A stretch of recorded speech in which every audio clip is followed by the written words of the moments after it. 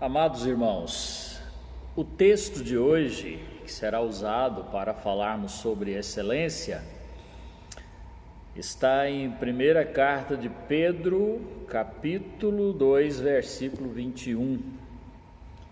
Amém. Vamos ler.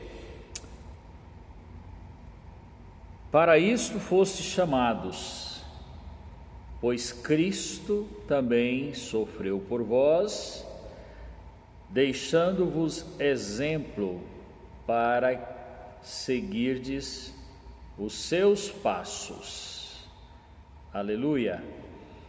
Ele não cometeu pecado, nem engano algum se achou na sua boca, e ao ser insultado não revidou com ultraje, e quando sofria não ameaçava, mas entregava tudo àquele que julga retamente. Amém. Glória a Deus. Hoje nós vamos falar um pouquinho sobre a excelência de Jesus como homem. E é com muito temor que eu toco neste assunto, porque qualquer coisa que você tente falar sobre as virtudes de Jesus, ele é muito mais do que a gente pode expressar. Então há milhares de sinais de excelência na vida de Jesus, mas nós só podemos, limitados aqui pelo tempo, falar de algumas dentre as milhares. E eu vou falar de algumas que eu julgo serem possíveis de serem imitadas. Aqui o texto está falando assim, que ele nos deixou exemplo para que possamos seguir os seus passos. Então Deus tem esse propósito, que nós possamos imitar Jesus, como o apóstolo Paulo disse: sede meus imitadores, como eu sou imitador de Cristo. Cristo é o modelo de excelência por excelência. Ele é tudo de certo, de justo, de verdadeiro que possa existir. Havia na vida de Jesus alguns sentimentos que norteavam a sua vida. E quando eu digo nortear, é que dava um rumo para a sua vida, que dava um ideal para a vida dele, e ele caminhava num sentido, num rumo, por causa de uma série de sentimentos que tinha dentro dele, e ele era impelido por estes sentimentos. Então, para que nós possamos ser imitadores de Cristo, e este é o desejo de Deus para os seus filhos, nós precisamos buscar em Deus, nos empenhar, para que também possamos ser guiados por estes sentimentos. Amém? Quero ressaltar alguns deles que eu anotei, O primeiro sentimento que eu admiro em Jesus, um dos primeiros, que são tantos, assim, mais importantes que nós precisamos imitar, irmãos, para sermos imitadores de Deus como filhos amados, como também diz a palavra, é o que está dizendo lá em Hebreus 1:9. Fala que Jesus amava a justiça e odiava a iniquidade. Quando fala de justiça, fala do direito, do certo, do verdadeiro. Jesus amava a justiça e ele odiava a iniquidade. Você já pensou na força desta expressão? Jesus odiava a iniquidade, o pecado. Não é pecado odiar o pecado. Você e eu devemos odiar o pecado. Isso dará um sentido para as nossas vidas, na mesma trilha que Jesus seguiu.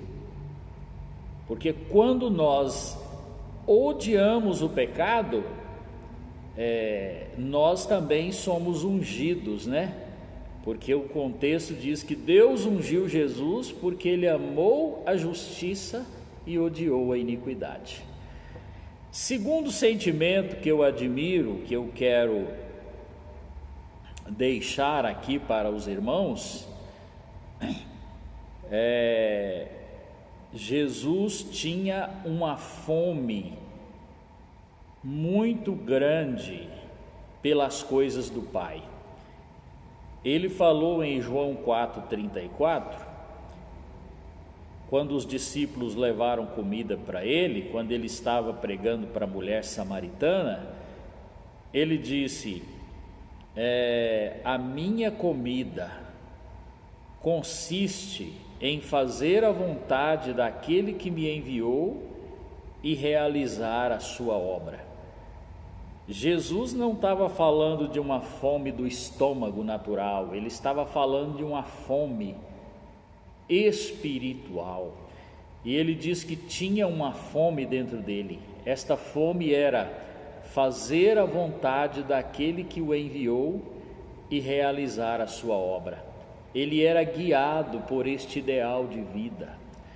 Todo filho de Deus, eu e você, precisamos ter isto dentro de nós como uma obsessão santa. Aproveitar as oportunidades que temos para fazer a vontade de Deus, sobretudo testificar de Jesus e compartilhar a palavra dele, seja em forma verbal, seja através das mídias, seja nos folhetinhos, seja pela Bíblia Sagrada. Então nós temos este dever, esta incumbência também. Precisamos ter este ideal no espírito. A nossa fome, né? O sentimento mais decisivo na vida de um homem é a fome. Quando vem a fome, o homem é capaz de tudo, irmãos. E quando vem a fome espiritual para fazer a vontade de Deus, nós também somos capazes de superar todo o obstáculo. Aleluia! O terceiro sentimento que norteava, que dava um rumo para a vida de Jesus, era que ele era movido por um sentimento de íntima compaixão. Jesus era sensível, Jesus sentia, por isso ele chorava. A indiferença, irmãos, tem sido uma coisa que tem tomado conta do mundo. O povo de Deus não pode ser indiferente às situações do próximo. Jesus era movido por um sentimento de compaixão. Lá em Mateus, Lucas 7,13, fala, e Mateus 9,36, que Jesus, vendo as multidões, compadecia-se delas, porque elas eram como ovelhas que não têm pastor. Quando a gente coloca os olhos na multidão hoje, esta multidão solitária, apesar de haverem tantos juntos, estão sós. Esta multidão vazia, esta multidão sem rumo, esta multidão sem a verdade, que caminha para a morte, para o abismo, será que não há nenhum sentimento em nós? Jesus disse: bem-aventurados que choram, porque serão consolados. Quem chora é porque sente, quem não sente não chora. E Jesus chorava. à vista de Jerusalém, vendo aquela multidão, e dizia: Jerusalém, Jerusalém, que mata os profetas, quantas vezes eu quis te reunir, como a galinha reúne os pintinhos debaixo de suas asas, contudo vós me rejeitastes. Precisamos sentir, irmãos, pedir a Deus que nos torne sensíveis. Amém? Em quarto lugar, eu considero que uma grande virtude de Jesus que norteava a sua vida era o prazer de servir, irmãos. Ele vivia disposto e em busca de oportunidades para servir. A sua vida foi servir. E a palavra de Deus diz em Mateus 20, 28, o próprio Filho do Homem não veio para ser servido, mas para servir e dar a sua vida em resgate por muitos. Servir ao próximo, irmãos. A Bíblia diz em Mateus 25 que Jesus, no grande julgamento, disse: aqueles que ficam à sua esquerda, apartai-vos de mim, porque eu não vos conheço. E eles disseram: por quê, Jesus falou: eu tive fome, vocês não me deram de comer, tive sede, não me deram de beber, tive preso, vocês não me visitaram, tive frio, vocês não me cobriram, vocês não me agasalharam, e assim por diante. Eles disseram: mas quando foi que nós te vimos nessa situação e não fizemos nada? Então Jesus disse para eles: quando vocês deixaram de fazer para um destes pequeninos, vocês deixaram de fazer para mim. Então, quando a gente faz as coisas para as pessoas, independente delas merecerem ou não, nós estamos fazendo para Deus. E servir é que nós somos chamados de servos de Deus. E servir a Deus é servir o próximo. Não tem jeito de servir a Deus sem servir o próximo, não é? Então, este era um sentimento que guiava a vida de Jesus. E ele vivia antenado, o tempo todo, para buscar as oportunidades de servir. Por isso ele fala em Gálatas 5,13: sede servos uns dos outros pelo amor. E também em Colossenses 3, 23 e 24, servir uns aos outros, porque é a Cristo que vocês estão servindo, e a vossa recompensa virá dele. Está dizendo isso a palavra de Deus, Outro sentimento, o quinto sentimento norteador da vida de Jesus, irmãos, e ele era guiado por isso, a constante necessidade de comunhão com o Pai. Lá em Lucas 6,12 fala que Jesus saía sozinho e passava a noite inteira em oração. Já pensou nisso?